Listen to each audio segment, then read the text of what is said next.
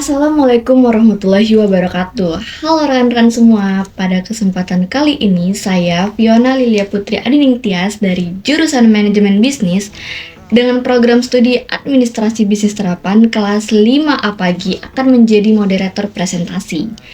Pertama-tama kami mengucapkan terima kasih kepada Ibu Riza Kusnia selaku dosen mata kuliah Etika Bisnis dan Profesi yang telah memberikan kesempatan bagi kami untuk mencari dan mempresentasikan hasil materi yang didapat. Kelompok kami akan memaparkan sebuah materi yang berjudulkan Profesi, Profesionalisme, dan Kode Etik Profesi. Sebelumnya, saya akan memperkenalkan anggota kelompok saya yang pertama, ada Dinah Mardia dengan NIM 029, lalu ada saya sendiri, Fiona, dengan NIM 021, dan yang terakhir ada Naya Novika Ramadhani dengan NIM 024. Nah, untuk rekan-rekan semua diharapkan untuk memperhatikan dengan seksama ya. Kenapa rekan-rekan harus memahami dengan seksama? Karena di pembahasan kali ini, saya dan teman kelompok saya akan membahas mengenai profesi, profesionalisme, dan kode etik profesi. Lalu dilanjut dengan bisnis sebagai profesi, lalu ada juga objektivitas dan independensi, dan yang terakhir ada organisasi profesional. Nah, untuk pembahasan pertama, saya akan menjelaskan mengenai apa itu profesi, profesionalisme, dan kode etik profesi. Profesi secara etimologi berasal dari bahasa Latin, professus, yang berarti mampu atau ahli dalam suatu bentuk pekerjaan. Sedangkan secara terminologi, profesi berarti suatu pekerjaan yang mempersyaratkan pendidikan tinggi bagi pelakunya, yang dimana dapat diartikan profesi yaitu sebagai suatu pekerjaan atau jabatan yang menurut keahlian, yang didapat melalui pendidikan dan latihan tertentu, menurut persyaratan khusus memiliki tanggung jawab dan kode etik tertentu. Contohnya nih, seperti dokter, pengacara, akuntan, insinyur, guru, jurnalis, dan profesi-profesi lainnya. Profesionalisme sendiri itu didefinisikan sebagai sikap, perilaku, dan karakteristik yang harus dimiliki seseorang dalam menjalankan profesi mereka. Profesionalisme mencerminkan komitmen untuk bekerja dengan standar tinggi dan etika yang baik, serta mempertahankan reputasi dan integritas dalam pekerjaan. Yang dimana profesionalisme itu adalah suatu sikap profesional dalam melakukan sesuatu sebagai pekerjaan pokok, bukan hanya sekedar pekerjaan sampingan ataupun hobi saja. Contohnya nih guys, seorang pengacara yang selalu datang tepat waktu untuk pertemuan dengan klien dan sidang di pengadilan menunjukkan profesionalisme dengan menghargai waktu orang lain dan selalu menepati janji. Contoh lainnya ada juga nih, sebagai seorang perawat yang merawat pasiennya dengan empati tanpa diskriminasi dan selalu memprioritaskan kesejahteraan pasien, itu juga menunjukkan profesionalisme dengan mematuhi kode etik profesi keperawatan. Selanjutnya ada kode etik profesi nih guys, yang didefinisikan sebagai sistem norma, nilai, dan aturan profesional tertulis yang secara tegas menyatakan apa yang benar dan baik, dan apa yang tidak benar dan tidak baik bagi profesional. Nih, bisa dikatakan kode etik profesi pada dasarnya adalah norma perilaku yang sudah dianggap benar atau yang sudah mapan. Dan tentunya nih guys, lebih efektif lagi apabila norma perilaku itu dirumuskan secara baik sehingga bisa memuaskan semua pihak.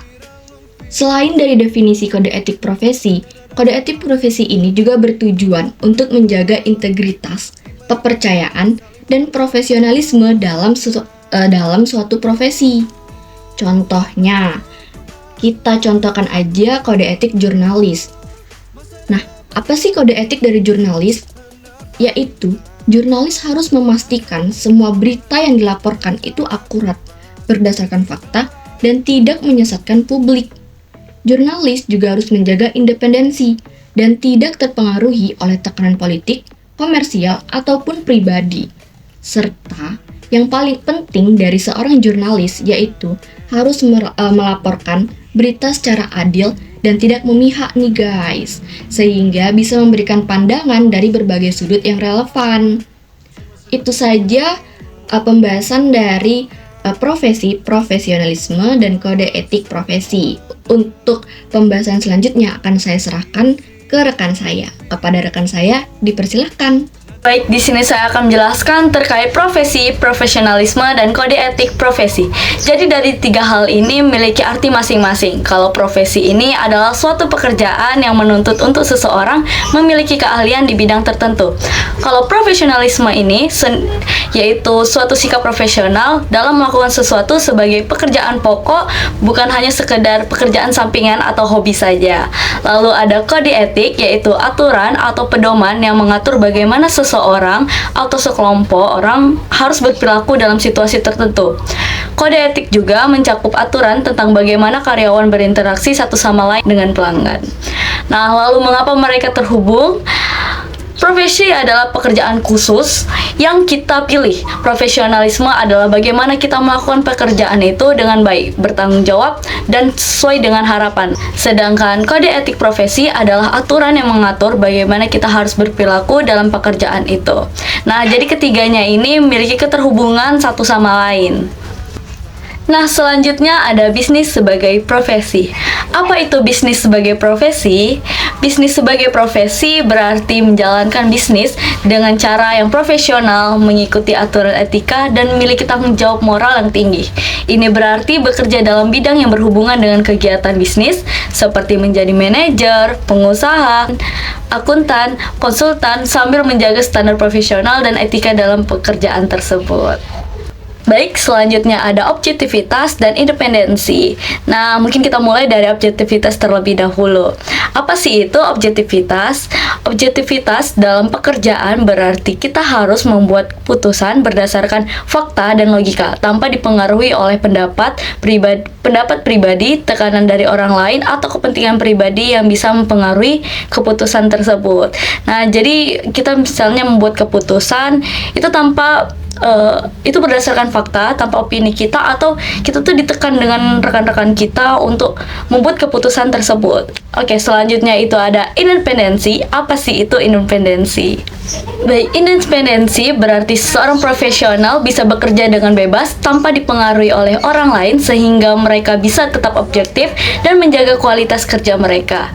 Ini sangat penting dalam pekerjaan yang memerlukan penilaian yang adil dan tidak memihak, seperti auditor, konsultan, dan pengacara. Baik, untuk materi selanjutnya akan dijelaskan oleh rekan saya, Dina. Baik, terima kasih Naya. Untuk pembahasan selanjutnya kita akan membahas mengenai organisasi profesional nih rekan-rekan. Apa sih organisasi profesional itu? Organisasi profesional adalah organisasi di mana praktisi menilai kemampuan seseorang atau orang lain yang mempunyai kompetensi profesional dan mempunyai ikatan bersama untuk menyelenggarakan fungsi sosial yang mana tidak dapat dilaksanakan secara terpisah sebagai individu. Nah, selanjutnya ada nih ciri-ciri organisasi profesional secara umum yang perlu rekan-rekan ketahui. Yang pertama itu hanya ada satu organisasi setiap profesi. Jadi idealnya itu satu profesi cuma punya satu organisasi, karena biar standar dan aturannya yang berlaku itu semua orang jadi konsisten. Ini juga bikin organisasi lebih kuat dan efisien karena semua urusan bisa diurus di satu tempat saja. Tapi ada beberapa tempat termasuk di Indonesia yang punya beberapa organisasi karena alasan sejarah ataupun karena kebutuhan spesifik. Jadi meskipun banyak organisasi, mereka tetap melakukan koordinasi dengan organisasi lainnya untuk memenuhi kebutuhan mereka. Nah, ciri-ciri yang kedua, ikatan utama keanggotaan adalah kebanggaan dan kehormatan. Jadi anggota yang bergabung ke dalam organisasi tersebut merasa bangga terhadap profesi mereka dan mau menjaga nama baik profesinya. Jadi selain karena keahlian, mereka juga mempunyai ikatan emosional yang kuat karena merasa terhormat jadi bagian dari profesi itu. Jadi ciri-ciri yang ketiga yaitu adalah tujuan utamanya menjaga martabat dan kehormatan profesinya. Jadi organisasi ini tuh fokus banget untuk menjaga supaya profesinya itu dihormati dan dianggap serius oleh orang lain. Jadi profesi ini itu akan melakukan segala cara agar profesinya tidak dipandang sebelah mata. Nah, ciri-ciri yang keempat yaitu kedudukan dan hubungan antar anggotanya itu bersifat persaudaraan. Jadi di dalam organisasi ini tuh tidak ada yang lebih tinggi, tidak ada yang lebih rendah. mereka saling mendukung, saling membantu, dan saling hormat menghormati. Nah, lanjut yang kelima. Yang kelima itu memiliki sifat kepemimpinan yang kolektif. Ini maksud kolektif ini maksudnya pemimpinnya itu nggak cuma satu orang yang punya kuasa. Jadi semua anggota memiliki suara dan memiliki kesempatan untuk berkontribusi untuk mengatur organisasinya. Jadi keputusannya itu bisa diambil bareng-bareng. Nah, yang keenam, yang terakhir, yaitu mekanisme mengambil keputusannya itu atas dasar kesepakatan. Jadi misalkan ada diskusi, kesepakatannya itu diambil berdasarkan persetujuan satu antar yang lain. Jadi tidak ada yang menang sendiri, tidak ada yang mengambil keputusan sendiri, tidak ada yang mau ini itu atas kepentingan pribadi. Jadi semuanya itu diomongin dan disetujui oleh anggotanya. Selanjutnya yaitu mengenai tujuan dari organisasi profesional ini. Yang pertama itu ada mengembangkan karir anggotanya. Yang kedua ada meningkatkan kompetensi anggota. Yang ketiga mengembangkan kewenangan profesional anggota. Yang keempat menjaga martabat anggota agar tidak mendapat perlakuan tidak manusiawi. Dan yang kelima meningkatkan kesejahteraan lahir batin anggota. Nah, karena kita sudah membahas definisi, ciri-ciri, dan tujuan, rekan-rekan pada penasaran nggak sih contoh dari organisasi profesional ini itu apa aja? Nah, kami ada memberikan 2 contoh dari organisasi profesional ini, rekan-rekan. Yang pertama itu ada Persatuan Guru Republik Indonesia atau yang disingkat menjadi PGRI. PGRI ini merupakan wadah organisasi yang menampung semua guru di Indonesia dan memiliki peran yang sangat penting dalam pendidikan, terutama perbaikan kualitas guru di Indonesia. Mereka ibaratnya itu seperti rumah besar bagi guru-guru di Indonesia. Nah, rekan-rekan pada tahu nggak sih fun fact mengenai PGRI ini? Jadi, pada tanggal 25 November yang biasanya kita peringati sebagai Hari Guru Nasional, itu merupakan hari ulang tahunnya PGRI juga. PGRI ini tuh didirikan pada tanggal 25 November tahun 1945. Tidak lama setelah Indonesia merdeka. Nah, PGRI itu punya cabang di seluruh Indonesia, dari kota besar sampai ke daerah pelosoknya. Walaupun PGRI ini fokusnya ke bidang pendidikan, tapi kadang-kadang mereka juga terlibat di isu politik, terutama yang berhubungan sama kebijakan pendidikan. Jadi bisa dibilang PGRI ini semacam payung besar yang melindungi dan memperjuangkan guru-guru di Indonesia agar makin sejahtera dan dihargai. Nah, ada lagi nih contoh dari organisasi profesional di Indonesia, yaitu IAI atau Ikatan Akuntan Indonesia. Ikatan Akuntan Indonesia ini merupakan organisasi profesi paling tua di Indonesia yang telah berdiri sejak 23 Desember 1957. Mereka punya peran besar dalam membentuk standar akuntansi yang dipakai di Indonesia sampai sekarang. IAI juga rutin menggelar konferensi akuntan yang jadi ajang bergengsi buat para profesional di bidang ini. Mereka nggak cuma fokus di dalam negeri saja, mereka juga punya koneksi di internasional. Jadi mereka ini benar-benar punya pengaruh yang besar di dunia akuntansi, baik di dalam negeri maupun di luar negeri. Nah, pembahasan mengenai organisasi profesional ini sudah jelas ya. Kalau belum, mungkin rekan-rekan bisa mencari artikel-artikel terkait yang membahas organisasi profesional ini secara mendalam dan lebih terperinci yang mungkin belum bisa saya sampaikan pada kesempatan kali ini. Sekian dari saya, kurang lebihnya mohon maaf. Selanjutnya akan saya kembalikan kepada moderator.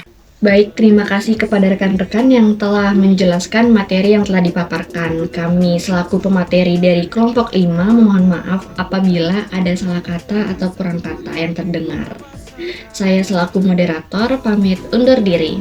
Maju ku menuju masa depan.